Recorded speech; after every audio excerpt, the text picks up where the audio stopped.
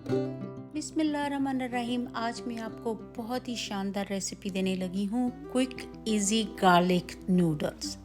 इतना बनाना आसान, अगर आपको भूख लगी हो तो झटपट बनने वाली रेसिपी है। अगर आपने मेरे चैनल को सब्सक्राइब नहीं किया तो प्लीज़ कर लें। और ये इतनी आसान रेसिपी है और उतनी ही यमी रेसिपी है।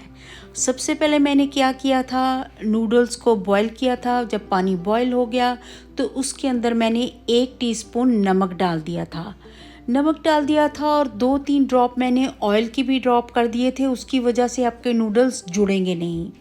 बॉयल अच्छी तरह से कर लेना है। उसके बाद ऊपर से ठंडा पानी आपने नथार के डाल देना है, उसकी वजह से ये जुड़ेंगे नहीं।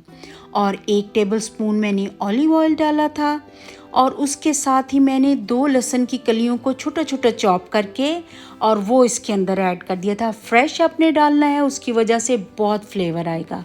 Excuse me guys. जैसे ही लहसुन की कलियों का कलर गोल्डन हो गया तो उसके अंदर मैंने जो वेजीज काटी हुई थी, कैप्सिकम थी, शिमला मिर्च थी, बंद गोभी थी, दोनों कलर की, पर्पल कलर की, जामुनी रंग की और सफ़ेद रंग की, और ग्रीन अनियन, ये सारी चीज़ों को एक साथ मिलके ऐसे साटे करना है।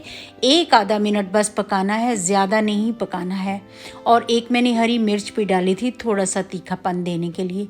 बहुत फ्लेवरफुल है, ये वीगन रेसिपी है।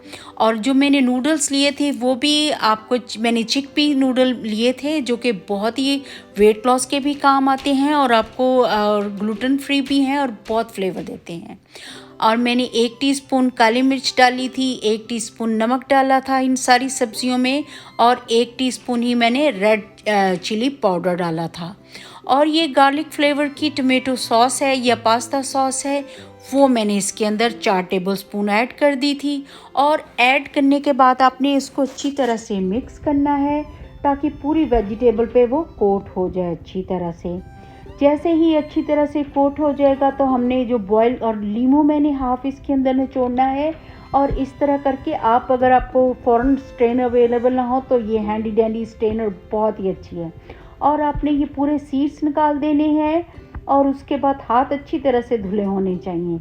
और उसके बाद आपने जब जैसे ही इसको मिक्स करेंगे, और उसके बाद आपने जो बॉईल किए हुए नूडल्स हैं, देखें कितने बिल्कुल अलग अलग हैं, क्योंकि मैंने सॉल्ट डाला था और 2 ड्रॉप ऑयल के किए थे और उसको मैंने पानी से भी बाद में नथार लिया था और उसकी वजह से वो उसकी जो जितनी भी स्टिकीनेस थी वो सारी दूर हो गई थी।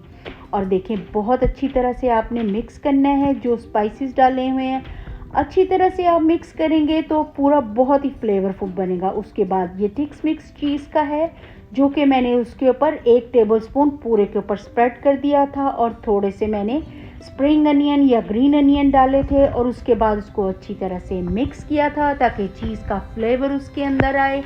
और ग्रीन अनियन इस वक्त डालने से एक तो वो क्रंचीनेस आती है और ऊपर से थोड़ी सी मैंने बंद गोभी भी डाली थी ताकि थोड़ा सा क्रंच भी बाकी रहे। और उसके बाद मैंने इसी तरह एक बाउल में डाल के उसको सर्व किया था। और उसके ऊपर गार्निश के लिए मैंने थोड़े से ग्रीन अनियंस बचा के रखे थे, वो लगाए थे, और ऊपर एक कोरिएंडर का लीफ लगाया था, और थोड़ा सा ऊपर मैंने चीज़ भी किया था गार्निश, जो कि बहुत फ्लेवरफुल बनी थी। अगर आपको मेरी डिश लगी है अच्छी तो प्लीज़ सब्सक्राइब करें, और कुछ भी बनाएं तो दुरूद शरीफ पढ़ के बनाएं। इंशाल्लाह आपके खानों में बहुत जायका आएगा और अल्लाह जी आपके बहुत सारे बिगड़े काम भी याद बनाएगा। अपनी दुआओं में याद रखिएगा। मिलते हैं किसी और रेसिपी के साथ। अल्लाह हाफिज़ गाइस।